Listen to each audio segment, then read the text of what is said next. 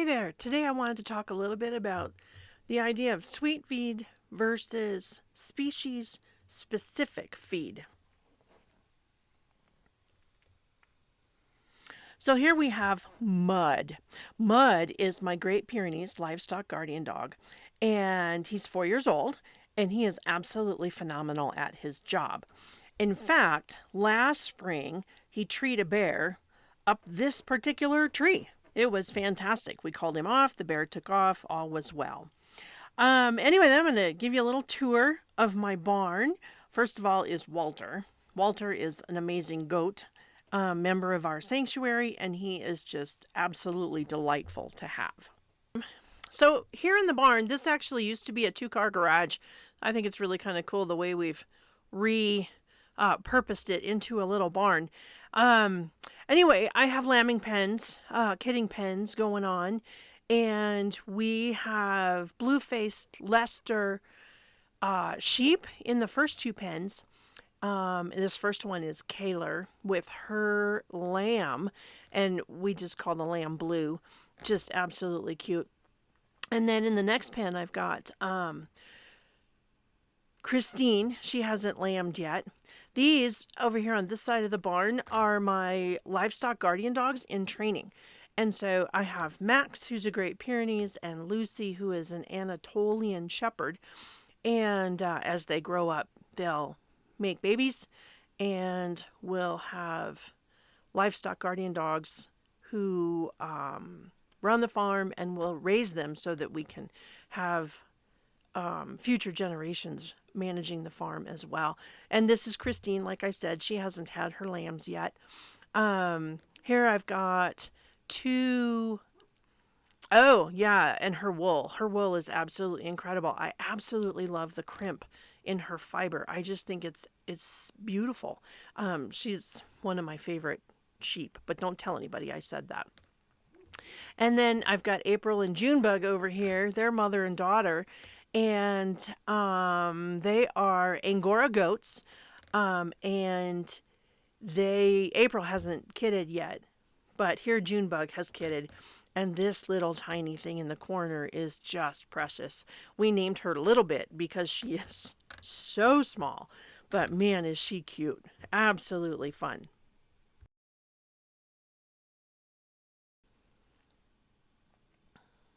Okay, so I just kind of check them. I do this is my routine. Here it's the middle afternoon or late afternoon. We're getting ready to do my feed for the evening. And I like to just check on everybody. I let the livestock guardian dog puppies out to run. That's for a whole nother topic of discussion, but I have everybody well secured and corralled, and so I really don't have to worry about them. Their biggest thing, is a couple times a day they need to run, burn off a bunch of energy, and then we do a lot of training with them. As you can see here, though, I have Sweet Feed. I have chosen Sweet Feed for a number of reasons. And the biggest one is that I don't use it as feed. We really use this as a little bit of a treat. They get a very small amount, somewhere about a half a cup a day. And it's just to help encourage them to have really good interaction with people on the farm. We have a lot of visitors, and so we're kind of a petting zoo, sort of, not really. But we love to have that interaction with our animals. And so it's not a true feed. We don't use it as, like I said, we don't use it as feed. We use it as a treat.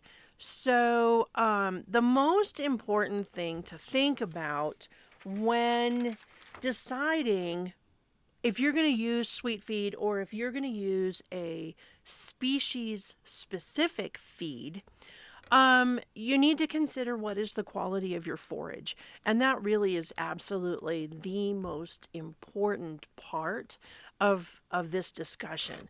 Because if your animals have really good forage, whether it be alfalfa, whether it be grass, certain types of grass, or you use a combination thereof, and they're getting the nutrients that they need from that forage, then they really do not need any additional feed.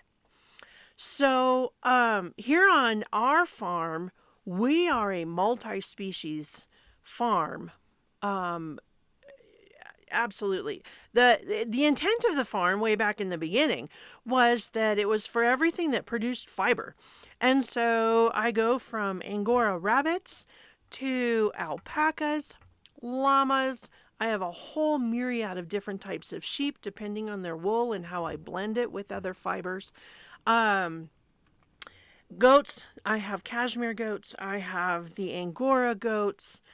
I feel like I'm missing something. Anyway, and then we have horses, mules, donkeys, chickens, cats and dogs, ducks, so on and so forth. And so we have a lot of critters to feed and a lot of different types of livestock that we need to feed. And so I need to anticipate that. So one option would be to buy alpaca feed for the alpacas. Usually that's good for the llamas as well because they're both camelids. Sheep feed for the sheep, goat feed for the goats, horse feed for the horses, so on and so forth. And then you're getting into age specific feeds as well. That gets really cumbersome. And I have multiple species within multiple corrals. And so it would be really difficult then to feed the goat and feed the sheep without the sheep getting into the goat's feed because goats have copper. Sheep can't have copper because it will kill them. I mean, things start getting pretty tricky when you're feeding them all in one same space. And like I said, we don't use this as feed. So I think that, that's just something to consider. Look at the quality of your forage. Look at your hay. We have a phenomenal grass hay that we feed to everybody.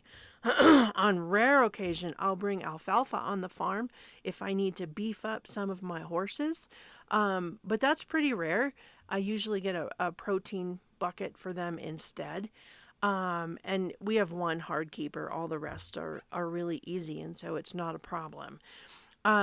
So we have this phenomenal grass, and I really don't need a lot of additional feed. Now, one of the things we've discovered we do need is we do need some extra minerals.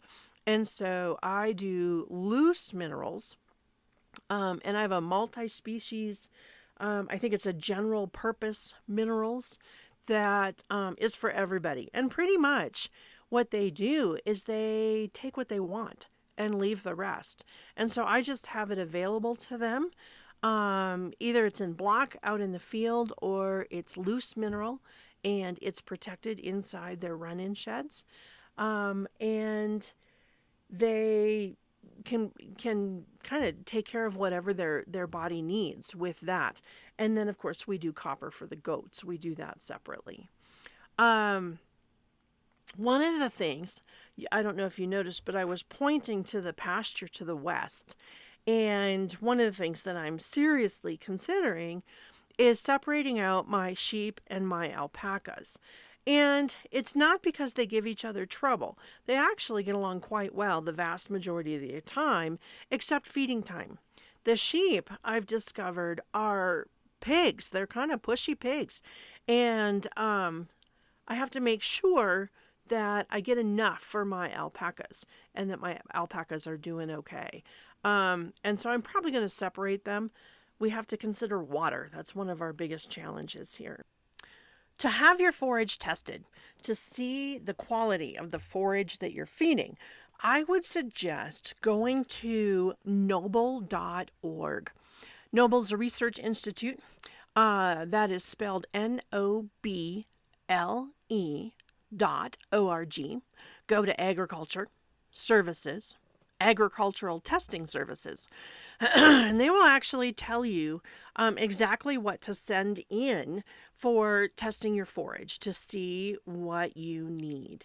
And then when you get those results back, take that information and compare it to the best feeding practices for the species of animal that you have. The next step to that will be identifying what you're doing with the animal. Is your feeding program focused on maintenance and your animals are just out in the corrals or out in the fields? Are you breeding? Are you looking to show? Do you need to have like exceptional fleece at the show? Some things like that. You'll take those into consideration and then you can decide what do you need to add to your feeding program. Are you looking for minerals or are you looking for more protein, more energy, things like that? And then I don't think you'll have any problem identifying what is the best way to feed on your farm. Thanks for hanging out with me at the Rock and K Fiber Farm and Animal Sanctuary.